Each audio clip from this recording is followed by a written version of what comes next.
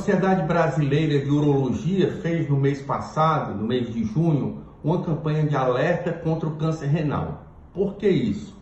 Porque esse é um câncer que tem alta letalidade e que muitas vezes ele não dá sintomas, ele só vai ser descoberto quando já está em estágio muito avançado.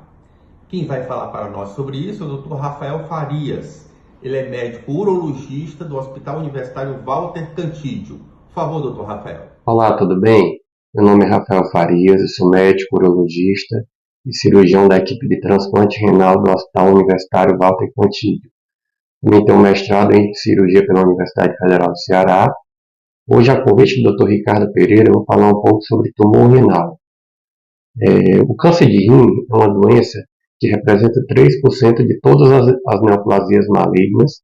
Dentre os tumores urológicos, é o terceiro tumor mais frequente, perdendo apenas para a próstata e bexiga.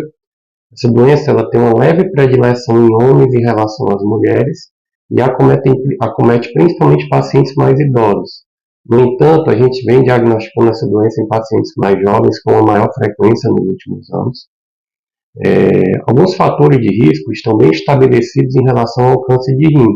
Os principais fatores de risco são tabagismo. A gente sabe que metade dos pacientes diagnosticados com câncer de rim foram ou são fumantes.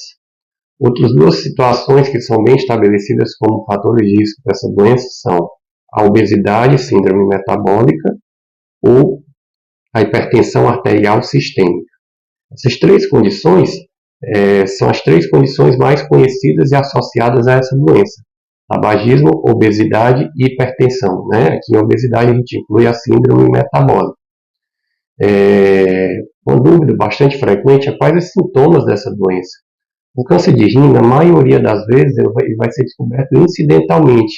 Se estima que hoje mais da metade dos tumores renais são descobertos incidentalmente, ou seja, na ausência de sintomas.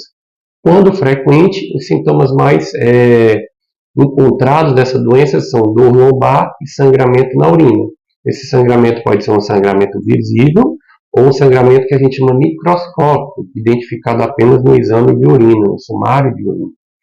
No entanto, conforme eu já falei anteriormente, essa é uma doença muito mais frequentemente diagnosticada através de exames de imagens que foram realizados por outros motivos.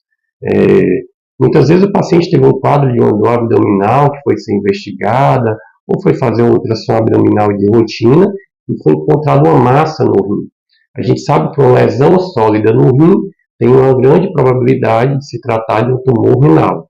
Quando a gente usa aqui o termo tumor renal, a gente está falando do carcinoma de células renais. Ele é responsável por 90% dos tumores sólidos no rim. O carcinoma de células renais, na verdade, ele é uma entidade que engloba inúmeras histologias diferentes do tumor com comportamentos diferentes.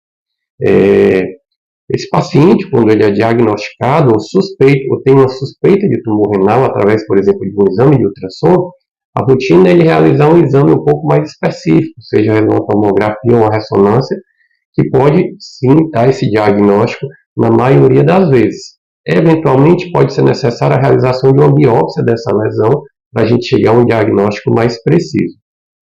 O tumor renal ele é um tumor que ele tem a característica de o seu tratamento ser principalmente cirúrgico. Esse é um tumor que ele não responde muito bem à quimioterapia ou radioterapia. A cirurgia costuma ser o tratamento de escolha para esses tumores. No entanto, hoje, a gente sabe que alguns tumores pequenos, diagnosticados em pacientes muito idosos, com risco cirúrgico elevado, são passíveis, inclusive, de acompanhamento. E quando a gente fala em tratamento cirúrgico para tumor renal, é importante falar que o tratamento cirúrgico dessa doença avançou muito. Até os anos 2000, a retirada de um rim inteiro junto com o tumor era o tratamento de escolha para essas lesões. Hoje a gente faz uma cirurgia que a gente chama, e na maioria dos casos a gente consegue preservar uma parte do parênquima do rim, uma cirurgia que a gente chama de cirurgia preservadora de néfros.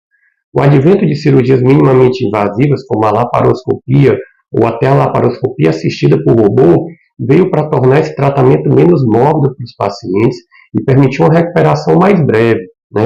Eu diria que o diagnóstico precoce dessa doença é fundamental. A gente sabe que essa doença, quando diagnosticada precocemente, ela tem uma taxa de cura maior do que 90% em 5 anos. Portanto, o seu diagnóstico precoce é a chave para o tratamento eficaz. Conforme eu falei, esse é um tratamento que ele não costuma ser complementado depois da cirurgia, haja visto ser um tumor que não responde muito bem à quimioterapia e radioterapia, e, portanto, a cirurgia é o caminho principal de tratamento, né? Do ponto de vista de prevenção, dada uma incidência um pouco mais baixa dessa doença, não se recomenda rastreamento de rotina populacional. Mas existem sim algumas populações que poderiam se beneficiar de uma maior atenção em relação a essa doença, como esses pacientes que a gente falou inicialmente, pacientes fumantes, obesos, hipertensos, e principalmente os pacientes que têm doença renal crônica, ou insuficiência renal crônica. A gente sabe que pacientes com insuficiência renal crônica são pacientes que podem ter até 10 vezes mais chance de desenvolver tumor renal ao longo da vida.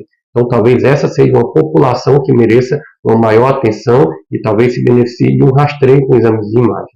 Tá? Acho que essas são as informações principais sobre essa doença. Me coloco à disposição para alguma dúvida e agradeço ao professor Ricardo Pereira pela oportunidade de estar falando um pouco aqui sobre esse tema. Tá? Muito obrigado. Agradecemos ao Dr. Rafael que falou para nós sobre câncer renal. Você sabe o que é um alimento hiperpalatável? Vem aprender no próximo vídeo. Até lá!